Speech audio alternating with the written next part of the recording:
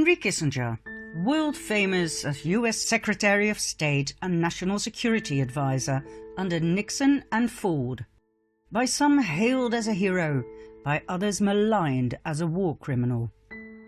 Kissinger wrote a top-secret report in 1973 called National Security Study Memorandum, or NSSM 200, also called the Kissinger Report.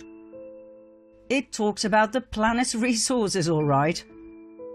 Henry Kissinger came up with a marvellous plan to consolidate the smooth flow of valuable resources from various countries across the world to the US. According to Kissinger, taking other countries' resources was easy as long as countries were stable. Unstable countries were difficult to access. So the question he posed was, how do we stabilize less developed countries? Because for some reason, the planet's most valuable resources such as oil, natural gas, gold and minerals were all in less developed countries. In his infamous report, he wrote, "Wherever a lessening of population pressures through reduced birth rates can increase the prospects for such stability, population policy becomes relevant to resource supplies and to the economic interest of the United States." Fancy words to say that in order to create stability, one needs population policy. What does that mean? Legalizing abortion, giving families money if they use contraception, if they accept sterilization and/or abortion. And if that isn't sufficient, population policy means forced birth control, forced sterilization and forced abortions. Furthermore, Kissinger advised withholding aid, disaster aid and food aid if a less developed country refused to implement the US population control programs. That was the way to pillage a country of its resources, create stability by reducing the population, and, most importantly, by getting rid of the anti-imperialist youth, the youngsters who tend to ask critical questions. They had to disappear. The result? A massacre worldwide, documented thoroughly in various excellent and courageous research papers that, for some reason, were ignored by the mainstream media and by the UN itself. We will give you two examples, two of many: China and Peru. We all know about China's one-child policy that started in 1979. In 2015, this policy was changed into a two-child policy if the first baby is a girl. How does that work in practice? With the financial help of the United Nations Population Fund, formerly known as the United Nations Fund for Population Activities, the UNFPA, China developed state-of-the-art tracking systems and computer surveillance programs to keep track of women's monthly cycles. And if a woman is pregnant, the program will know immediately whether the unborn baby is her first, or, if it's a second, whether her first child was indeed a girl. If the system shows the baby in her belly is not allowed by the government to be there, she will be arrested and have a forced abortion. That, my dear viewer, is China's policy as approved of and stimulated by the UN. As soon as I was taken out of the van, I saw hundreds of pregnant moms there, all of them just like pigs in the slaughterhouse. The room was full of mums who had just gone through a forced abortion. Some mums were crying, some mums were screaming, and one was rolling on the floor in unbearable pain. Then it was my turn. It was the end of the world for me. When the surgery was finished, the nurse showed me part of my baby's bloody foot with her tweezers. After the forced abortion, the fetus or baby is left with its mother, either in bed or in a bucket. This insane sadistic cruelty is topped up with the absence of any kind of support system for the traumatized parents. As we want people to know what is happening in the world with the support of the UN, we will show some shocking pictures. If you don't want to watch, that's understandable and we fully respect that. Simply close your eyes for 16 seconds, starting from the moment the music changes. Now.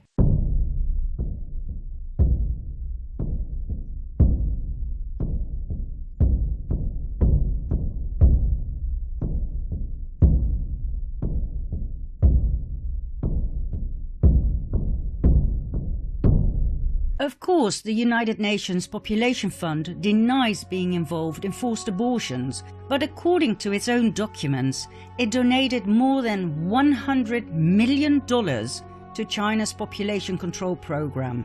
It financed a $12 million computer complex, specifically to monitor the population program. It provided the technical expertise and personnel that trained thousands of Chinese population control officials. In China, abortions have been used as a weapon of mass destruction. Hundreds of millions of lives have been exterminated. The UN Population Fund was complicit in China's population control policies from the beginning.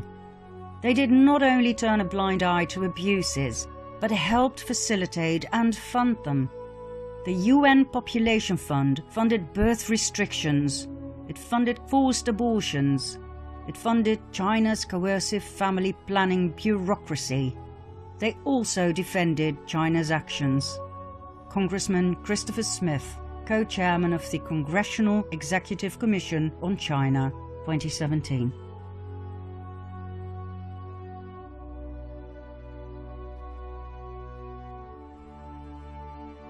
One result of the one-child policy that we never hear the UN about is the surge in female infanticide that has now resulted in a disastrous sex ratio of 115 boys to every 100 girls.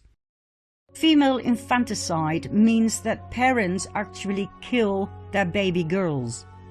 China has a cultural preference for boys, so the baby girls are killed. Do you know what that does to a parent?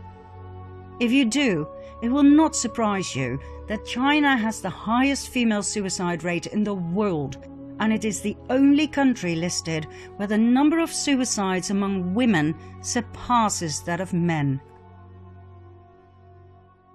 Any sympathy from the UN? No.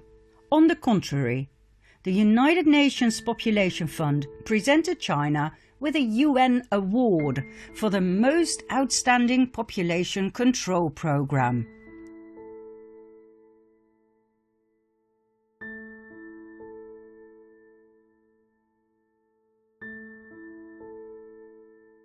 Oh, and let's not forget their official mission: to deliver a world where every pregnancy is wanted, every childbirth is safe, and every young person's potential is fulfilled. Under the one-child policy, the Communist Party, by its own estimation, prevented over 400 million births and carried out over 336 million abortions.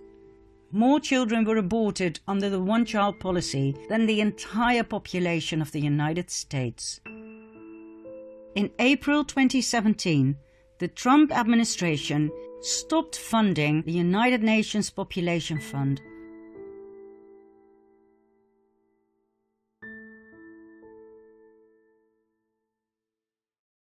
Peru. Between 1995 and 1907, over 250,000 Peruvian women were sterilized as part of a program to fulfill President Fujimori's family planning goals, financed by the US. Although this campaign was called the Voluntary Surgical Contraception Campaign, many of these procedures were forced. In fact, women whose underweight children were on government food programs were threatened with the withholding of this food if they refused to be sterilized. and others were kidnapped from their families and forcibly sterilized. In a little over 2 years, 250,000 women were deeply traumatized. Most of them were poor and indigenous. Not all women survived the surgery due to poor hygiene in the local hospitals. At least 100 women from my area went to the clinic that day. We were promised medicine. A lorry took us to the clinic. We all arrived innocent and happy. Then we heard screams and I just ran, but the doors were locked so I could not escape. I was 3 months pregnant. The health center staff knew this. They still went ahead. When I woke up, I was sterilized against my will. The examples go on and on and on. In every less developed country, the UN's concern was not with development, health, or women's empowerment, but with reversing the unchecked growth of the world population.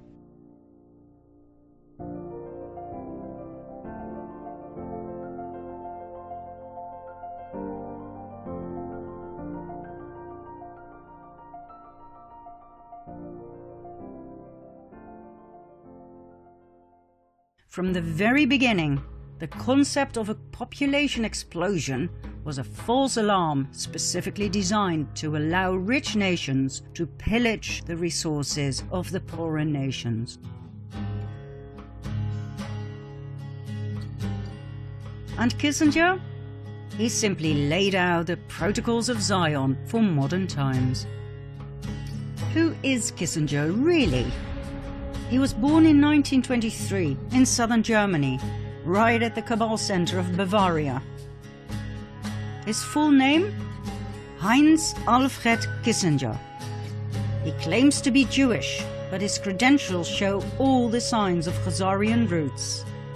His family name wasn't Kissinger, it was Loeb.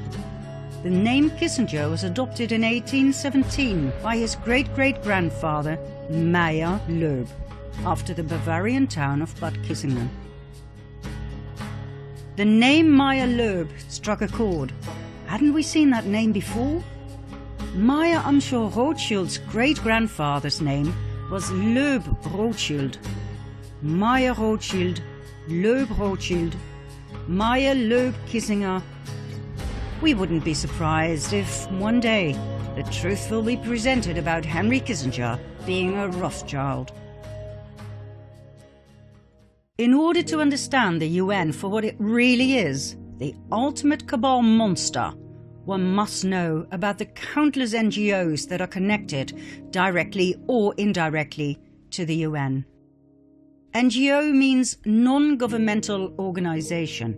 It means they don't have to pay tax, as they are non-profit organizations. It doesn't matter if they make astronomical piles of money. All NGOs are tax-exempt under the Internal Revenue Code, Section 501c. In this case, most of them are 501c3s and 501c4s. Not long ago, we believed NGOs do good things. Well, upon researching the NGOs set up by the UN and working for the UN, we were in for a rude awakening. We've already seen the United Nations Population Fund aiding and paying for the Chinese Communist government with its horrid population control policy. Then there's the Population Council, yet another non-profit organization aimed at eugenics and depopulation. Eugenics intends to improve the genetic quality of the human race. We all know where that led to in World War II. Isn't it remarkable that the Population Council actually presents itself as addressing critical health and development issues such as voluntary family planning and girls' empowerment? Really? Let's have a closer look, shall we? The Population Council was founded in 1952 by John D. Rockefeller III. It addressed the problem of overpopulation stating that modern civilization had reduced the operation of natural selection by saving more weak lives and enabling them to reproduce, resulting in a downward trend in genetic quality.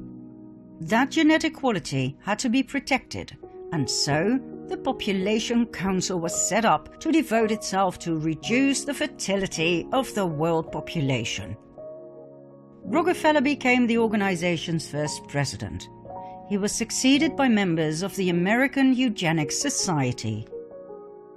Early grants supported studies in embryonic development and paid for sterilization experiments on women with bad hereditary history.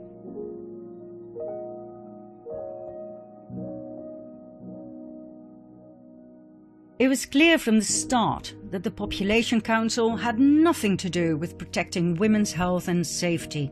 It had everything to do with the Cabal's depopulation program. The intrauterine device they forced on millions of women in India, Pakistan, South Korea and Taiwan caused major side effects such as severe pains, protracted bleeding, pelvic inflammatory disease and perforated uteruses. Nonetheless, with the help of the national governments of those countries that were paid millions of dollars in blood money, the birth control measures continued without any care or compensation for the women in question.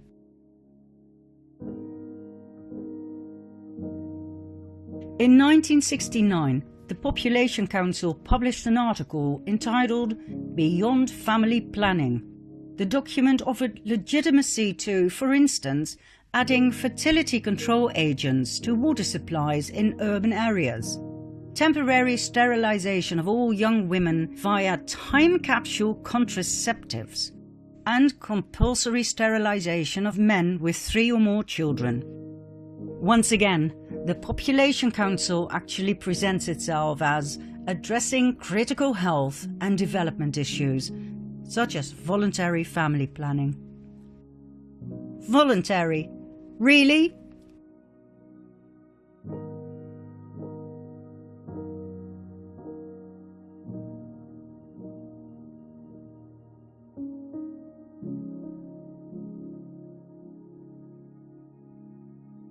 These are the kind of population control NGOs we are dealing with. There are 37 NGOs right now that deal with the overpopulation program. 37 NGOs worldwide advocating negative population growth, repeating over and over again the words sustainability, devastating effects, overpopulation, environment. Call it group hypnosis, call it brainwashing. You don't believe me? Here are just a few. Negative Population Growth, a non-profit membership organization that aims to educate the American public and political leaders about the devastating effects of overpopulation on the environment, natural resources, and the overall standard of living. They advocate for a significant reduction in current population numbers in the US. A significant reduction? How, for God's sake? The 10 Million Club Foundation. This Dutch foundation aims to bring about public awareness of the need to reduce the Netherlands' population significantly so as to create a truly sustainable society. Reduce the population of my country significantly? Excuse me? Rientro Dolce, an Italian association that concerns itself with overpopulation, environment and energy. Its name comes from Marco Panella's idea of a mild return to a world with 2 billion human beings. What? A mild return? What does that mean? Killing the other 5.5 billion softly with a smile? Hugging them to death? Oh, and then there's Planned Parenthood. Yet another NGO that has our best interests at heart. The International Planned Parenthood Federation was founded in Brooklyn, New York in 1917 by Margaret Sanger as a birth control clinic. In 1942, the name Planned Parenthood was chosen. Planned Parenthood grew into a huge enterprise with more than 600 abortion clinics in the US alone. Every year, it is responsible for the abortion of approximately 350,000 babies. In several American states, abortion is allowed up to and including the moment of birth. Full-term abortion is the term coined for this event. The doctors at Planned Parenthood have no problems with this. On the contrary, on several occasions, medical staff were caught on hidden cameras selling body parts of aborted babies to third parties. Nurses admitted to knowing exactly how to turn the baby in its mother's womb so that the internal organs would not be harmed during the abortion, in order to harvest them after the procedure. They admitted the aborted babies were alive when their bodies were cut open to retrieve the organs, commissioned by well-paying third parties.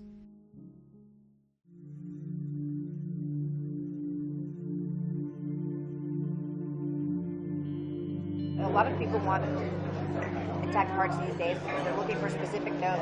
Yesterday was the first time she said people wanted lungs. And then, like I said, always as many intact livers as possible. People just want livers. Some people want lower extremities too, which that's simple. I mean, that's easy. I don't know what they're doing with it. I guess they want muscle. But Yeah, a dime a dozen.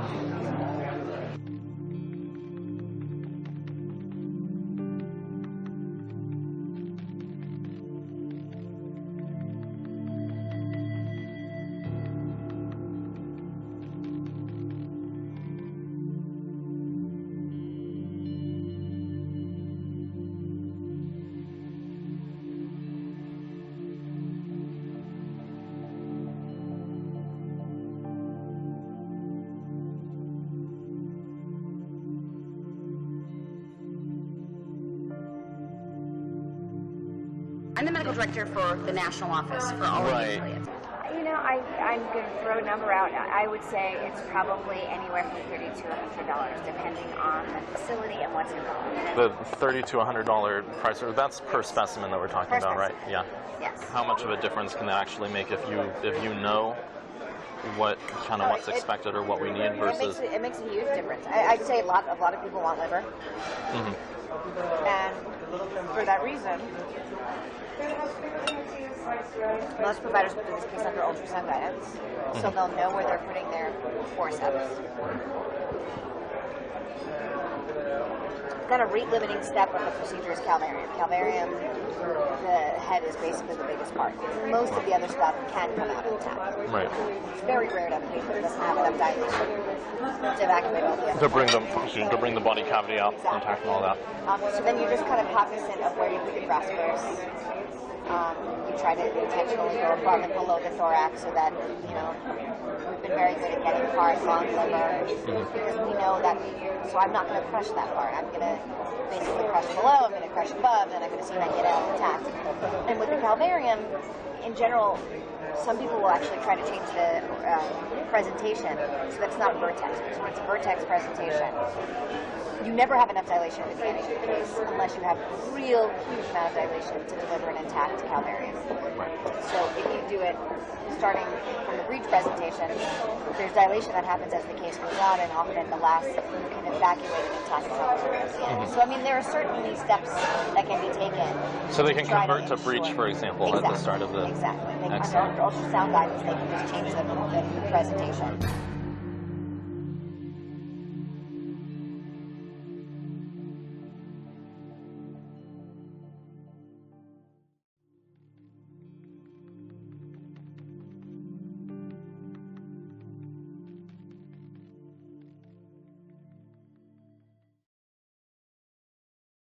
Federal abortion ban is a law, and laws are up to interpretation. So if I say on day one I do not intend to do this, what ultimately happens doesn't matter.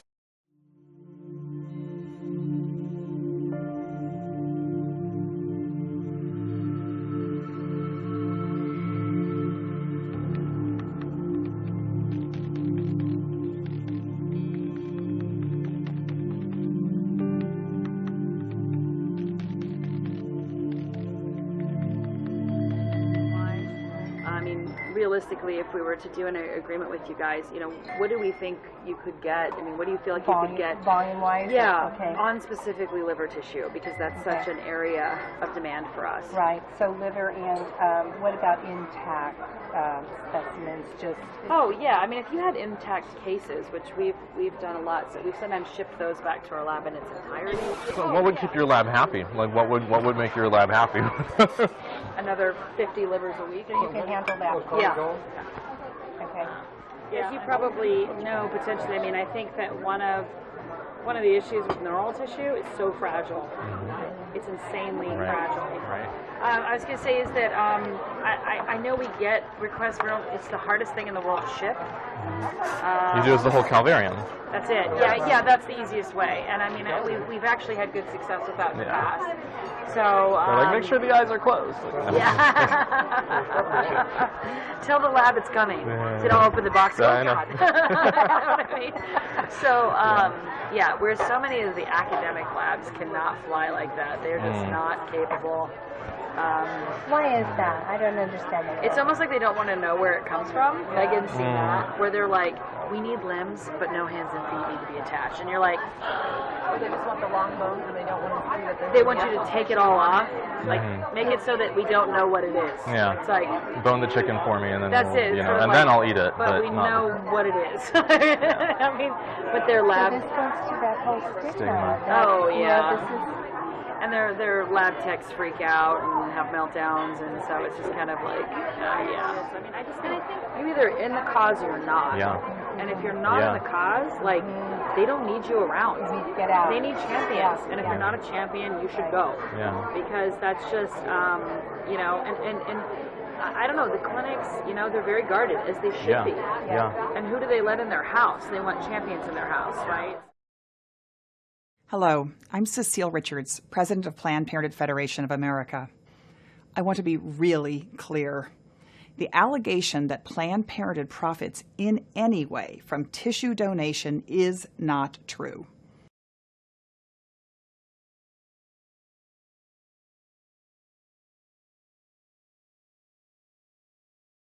What would you expect for intact tissue? What sort of compensation? What sort of... Well, why don't you start by telling me what you're used to paying?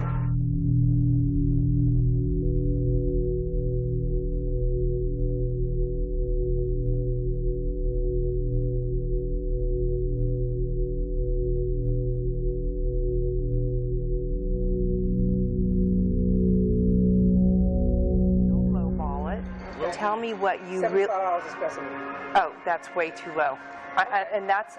Really, that's way too low. I want to keep you happy. I've been at places that did 50 too. But see, we're not in it for the money.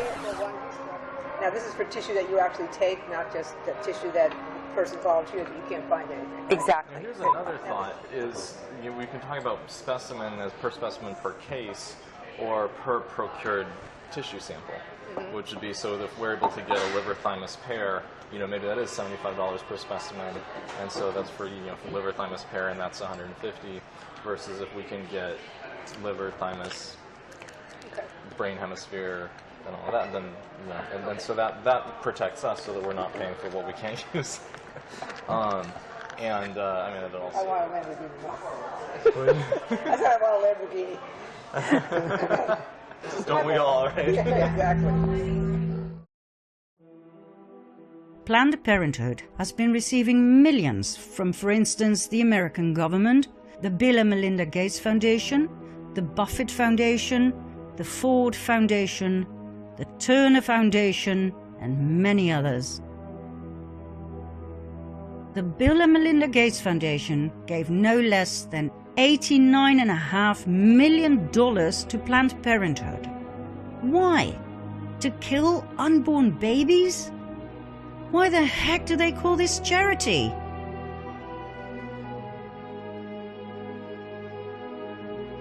The most merciful thing that the large family does to one of its infant members is to kill it.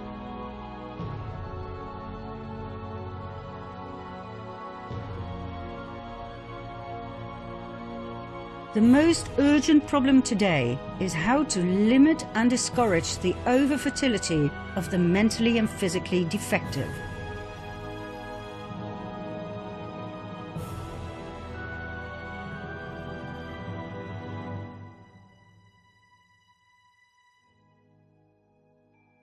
A marriage license shall in itself give husband and wife only the right to a common household and not the right to parenthood.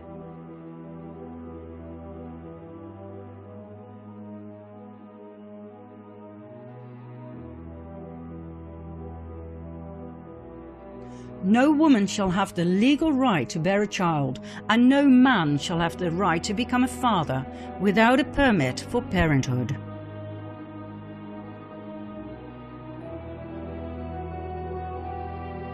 We don't want the word to go out that we want to exterminate the Negro population.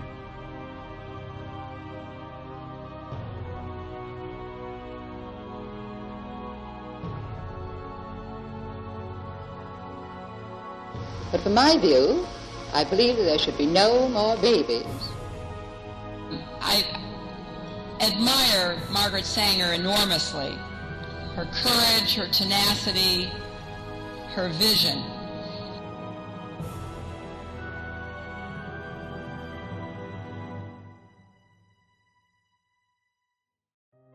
President Trump ended the US funding of Planned Parenthood in 2019. Oh, and just as we started editing this part 6, we received news that Henry Kissinger is one of 11 high-ranked officials who have just been removed from the Pentagon Defense Policy Board, effective immediately. Thank you, President Trump. We could talk about the UN forever, its brilliant business constructs, its evil deeds, and its hypnotic words to put up a smokescreen to divert the public from seeing the truth of its real threefold purpose: pillaging the resources of less developed countries, money laundering, and population control, better known as the depopulation program. The money laundering will be clarified next. We promise you, when we're done with the UN and its NGOs, you will never donate another dollar ever again to any one of them. Let's continue with more crime, fraud, and the front man of this entire scheme in part 7.